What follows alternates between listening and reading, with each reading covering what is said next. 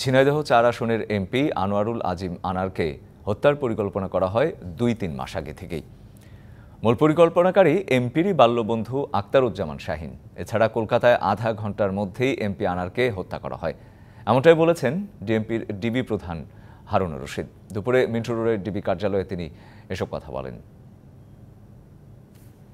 এই হত্যাকাণ্ডটা আসলে তাদের দীর্ঘদিনের একটা পরিকল্পিত প্ল্যানের একটা অংশ, এবং তারা দীর্ঘদিন যাবতেই তারা একটা সুযোগ খুঁজছিল ভিকটিম প্রথম সময় ওই দেশে যাবে।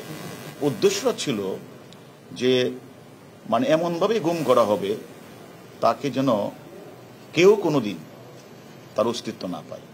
অপরাধীরা সেখানে করে তারাও একে একে তারা বাংলাদেশে চলে আসবে, এবং ঠিকই 15 তারিখ মূল যে আমাদের কাছে আছে উনি এবং তার যে গার্লফ্রেন্ডটা গেছিল 30 তারিখ, এই দুইজন তারা বাংলাদেশে চলে আসে। নগদে 500 টাকা বা তার বেশি পেমেন্টে পেতে পারেন ঢাকায় জমিসহ 20 কোটি টাকার পুরস্কার।